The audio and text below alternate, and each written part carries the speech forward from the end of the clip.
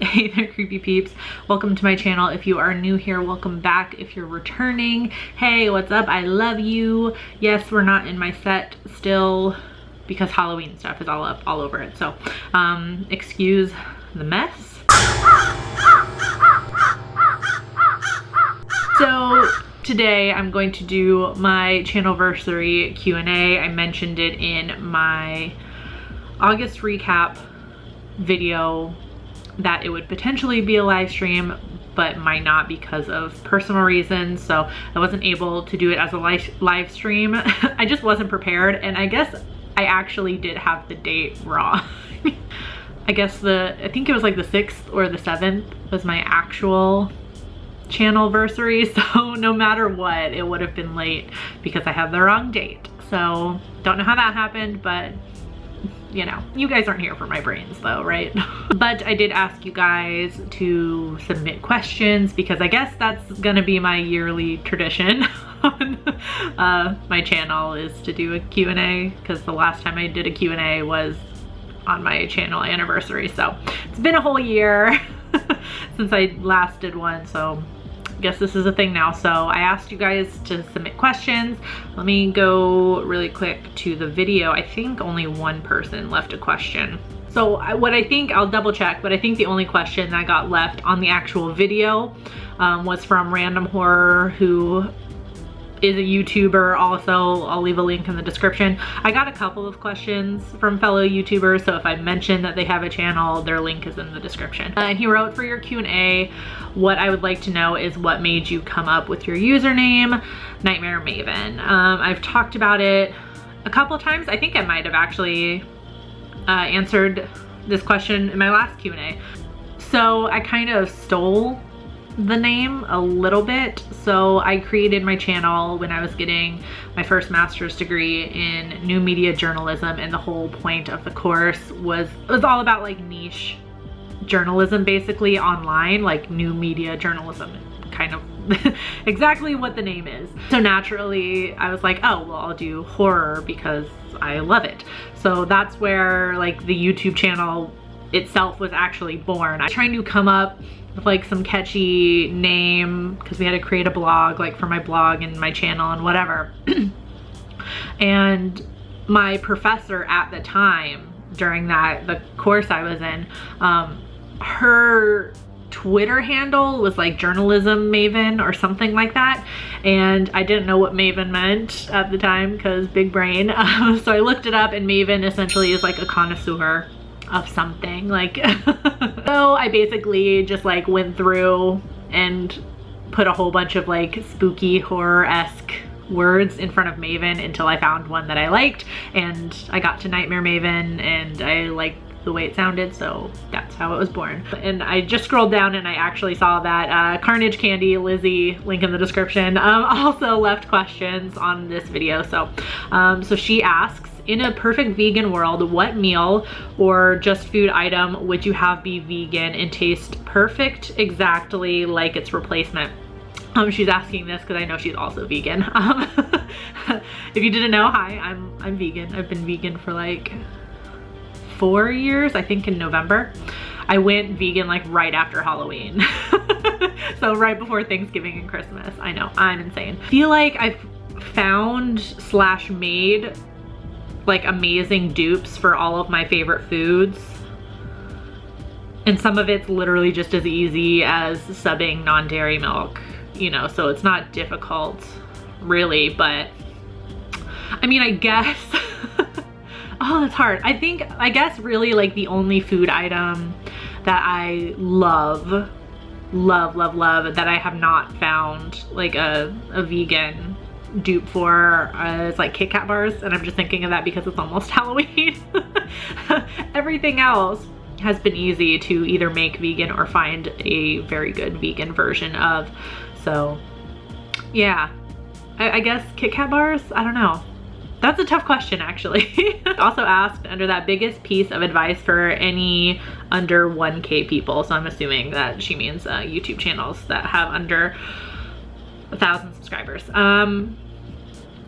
I don't know because I'm not an expert. It's so much easier said than done, but I also had to learn this lesson too, which is just not worry about the numbers. The way YouTube is, they really set you up to play the numbers game.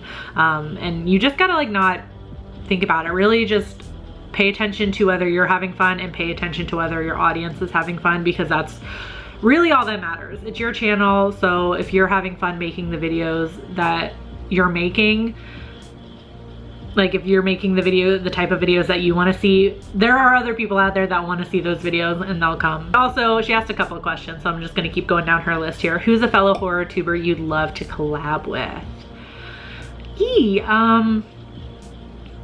I don't know, I feel like for the most part, I've really collabed with pretty much everybody. I think maybe the only person I can think of that I kind of haven't collabed with, I guess, is horror gal Susan. I've kind of like collabed with her by association, like we've been on the same stream together on somebody else's channel. I've never actually like collabed with her like on her channel or her on my channel. She was one of the first horror tubers I discovered, so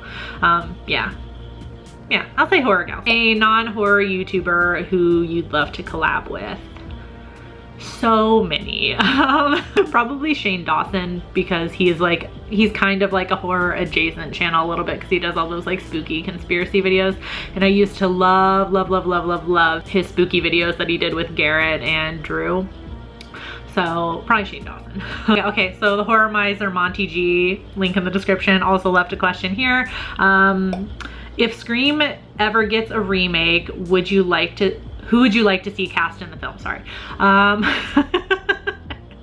The short answer to that is no, I don't want Scream to get remade, but I'm sure it will at some point. Isn't the cycle for like nostalgia like 30 years, which is why we've been getting all the 80s remakes. So going into 2020, by that logic, we should start getting 90s remakes, which terrifies me because I don't want to see a remake of Scream. That's difficult because, yeah,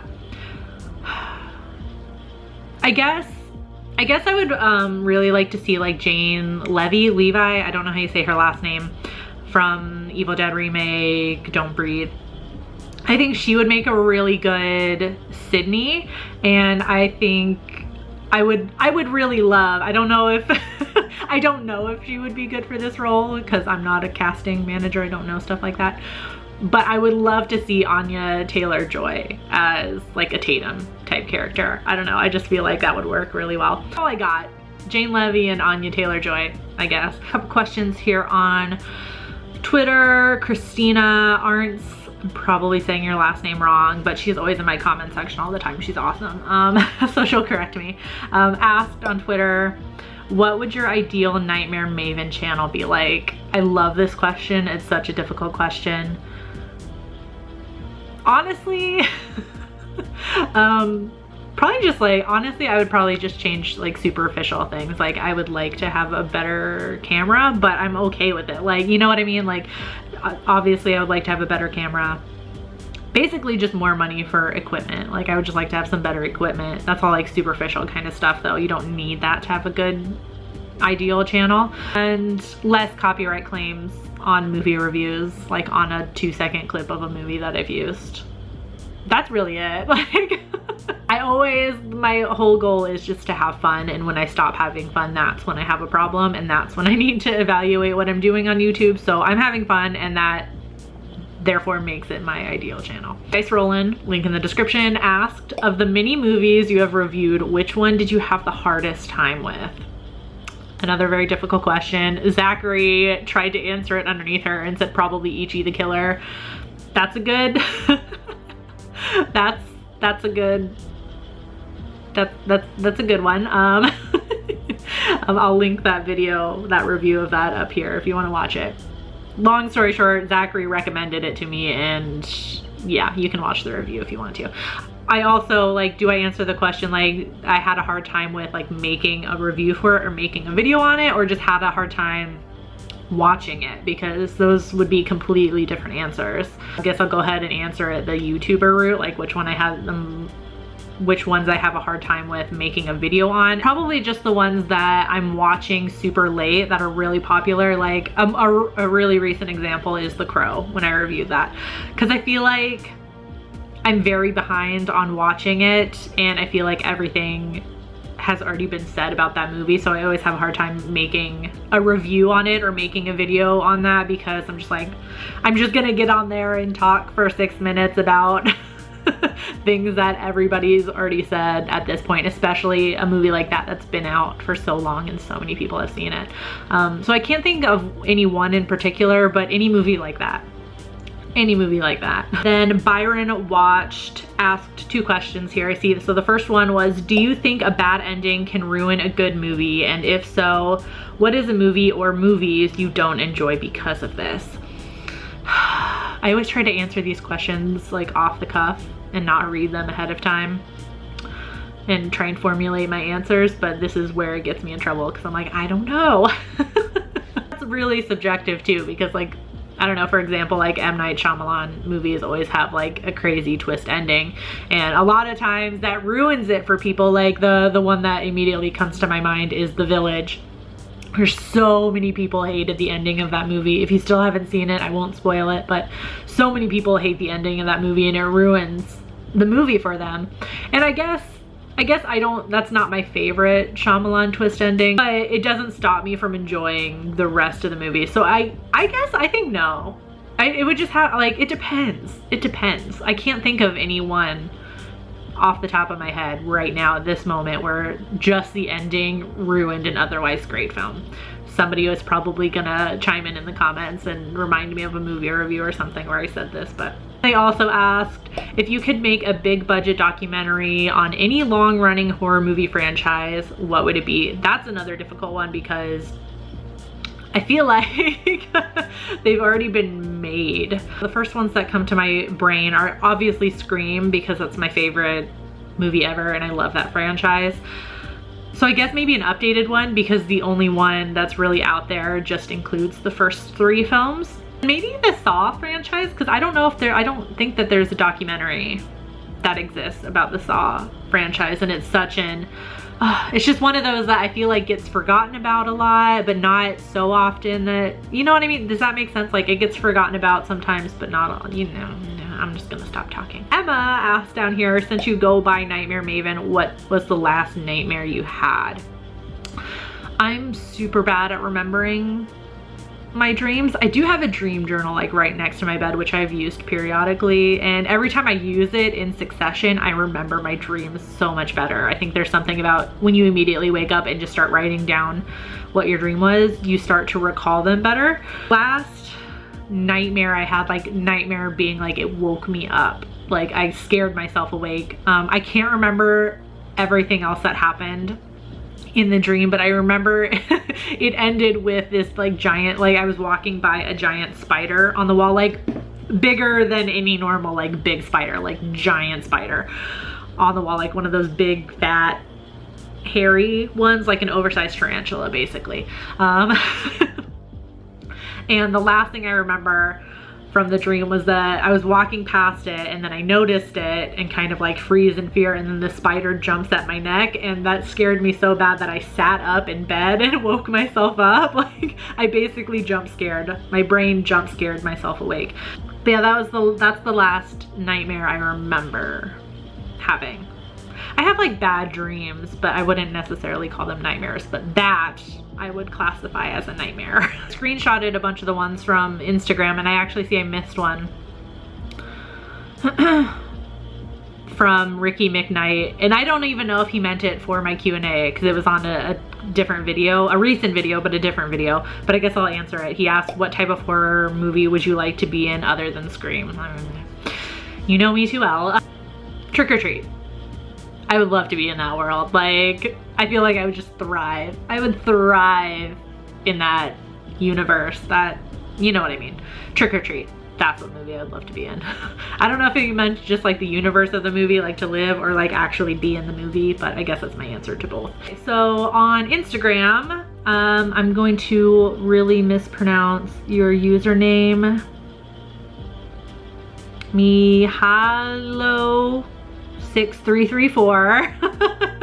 on Instagram asked, what is your favorite horror movie from the aughts? So like the 2000 to 2010. I assume that's what you mean. Both of these are two of my favorite movies ever. Trick or Treat, which I just mentioned, from 2007, and House of a Thousand Corpses from 2003. Oh, and I guess The Devil's Rejects too, 2005, I think. Any of those. I can't pick which one is my favorite. Depends on the mood I'm in, I guess.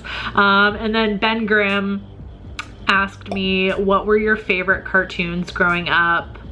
I imagine he meant then and now. Oh, growing up and now. Duh, big brain. Favorite cartoons growing up? Easy. Scooby-Doo, Courage the Cowardly Dog. Basically anything on Cartoon Network was my jam. But yeah, those were the main ones, I guess. Scooby-Doo, Courage the Cowardly Dog. I loved Invader Zim. That was also really good. And South Park, because I grew up watching that. So favorite cartoons now, South Park. Gretsuko is probably like my most recent favorite cartoon besides South Park, which is on, Gretsuko is on Netflix. Highly recommend it, so funny. And then Spooky Astronauts, Emma, link in the description, asked, what's been your favorite experience so far on YouTube? The whole thing. I'm sure you can relate to this, Emma, if you're watching, watching me answer your question.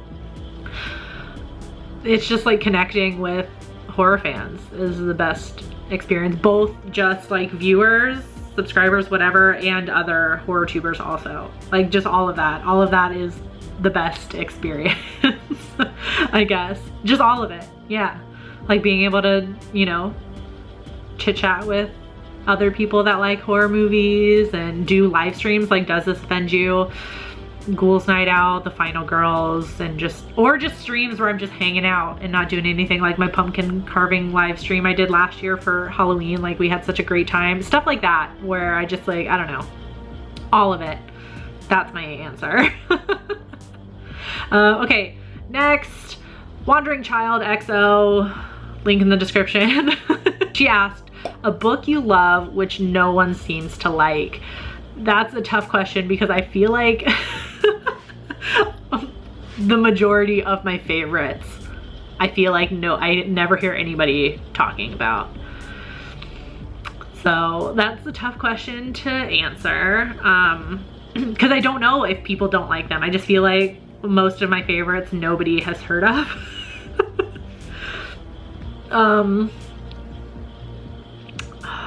So, I mean, I guess just some examples. The Scorpio Races by Maggie Stiefvater, Blood and Chocolate by Annette Curtis Klaus, also the Silver Kiss, also by Annette Curtis Klaus. I feel like just nobody has heard of those books, and so I don't know if people generally like them or dislike them, but I guess I'm kind of changing your question a little bit. I love those books and nobody seems to be talking about them, so highly recommend. They're a little bit older, especially the Annette Curtis Klaus ones, so they might be difficult to find, but I could not recommend them more. Nocturnal Horrors, link in the description, asked, of all your videos, which one are you most proud of? And you can't say your first one. That's easy because my first one is not the one I'm most proud of. I mean, all of my recent ones, I feel like, because and if you ask me that question next year, I'm gonna probably say the same thing, because I feel like I'm always trying to grow, like, and get better at editing and just making videos in general. So all of my most recent ones are probably the ones I'm most proud of because they're so much better than the ones I was putting out when I first started. So my answer will always be that. If I had to pick like one thing, it would probably be like Does This Offend You? I'm probably the most proud of, even though that wasn't even my idea really. All credit to Emma on the idea of that one, but I'm super proud of that one, and the fact that you guys like seem to love it so much and we just love doing it, and yeah, so if I had to pick one, that one. Zachary actually left me a question instead of just talking about Ichi the Killer all the time. He asked kind of a two-parter question. What are your plans for the next couple of years, and are you comfortable with your channel, or are you interested in doing bigger and better things? I mean, plans for the next couple of years are always just to keep improving. I'm always getting on Skillshare and like trying, not sponsored, but you guys should sponsor me, seriously. Trying to just get better at like editing and just like making videos in general. So that's always my plan, to just keep improving that. I feel like there's always room for improvement. So yeah, that's first and foremost, always my plans for the future. I do have a couple of plans that are going to go into effect in 2020 that I'll make a video on those, but I have some what I think are fun things in mind. We'll see. I always feel that way, and then sometimes like what I think is a good idea just kind of flops, and that's okay. That's meant to happen, but I don't want to jinx it, so you guys will find out about them more at the end of the year. And then to answer the second part, are you comfortable with your channel, or are you interested in doing bigger and better things? Always interested in doing bigger and better things. I assume you still mean within the horror genre, because I don't want anyone to think I don't want to talk about horror movies. I feel like I've never really been shy about saying this on my channel, that I would definitely like this to be some semblance of a career, if possible. So that's always something I'm interested in, but I'm also comfortable with my channel as it is now, if that makes sense. Yes, to both. The answer to your either or question is yes. Still chugging along. Random Horror asked another question on my Instagram. What are you scared of? Spiders. And my coworker, Laura, hey Laura, asked a question. Well, first she said congratulations, which thank you. Laura is my, for lack of a better word, publicist. She's always telling me about, I just want to give her a shout out really quick, because every time she works, she always manages to encounter somebody who is buying a horror book or buying a horror movie, and she never fails to tell them about my channel. So I feel like I need to start paying her a commission, because she's just taken on the role of my publicist, I guess. Love you, Laura. She asked, how does it feel? It feels awesome. It feels like I've not been doing it for 5 years. It feels like it's still like my first year, if that makes sense, because I just generally don't know what I'm doing 100% of the time. So last but not least question comes from Jimmy Champagne, link in the description. He asked, goals for your channel. To just keep improving. To keep improving my editing skills, to keep improving my videos in general. I guess like writing my videos. I always improve. Yeah. And connect to my audience more, which will tie into some of the new things I'm gonna start doing in 2020 that I hinted at earlier, that you guys will learn more about at the end of the year. So thank you, everybody. My battery is dying, of course. When is this not an issue? Thank you guys so much for those of you that submitted questions. There's going to be a super long list of YouTubers that asked me questions in the description. So if you haven't heard of any of them, one of them, some of them, make sure you go check them out and hit that subscribe button. It's free to do so. Give them some support, give them some love. Thank you guys for supporting me these past 5 years. I feel like I should have a drink or something to here's to the next 5 years of Nightmare Maven. If you guys will still continue to watch me and support me for the next 5 years. Yeah, it's been so much fun so far. I feel like the way I'm talking is like me making like I'm quitting YouTube videos. That's not what's happening. Okay, I'm gonna end this now because it's gonna get sappy. I love you guys so much, more than I feel like I should say it more often, or to just close out every video. I don't know if that'd be too weird, but I do love you guys. And yeah, let's continue to stay strange together. Bye. This video is brought to you by all these lovely creepy patron peeps that you see listed on the left-hand side of the screen. If you want to find out the perks to being a creepy patron peep, you can follow that link that is in the description of this video. No pressure, but it's there if you want to check it out. Thanks for watching. Bye!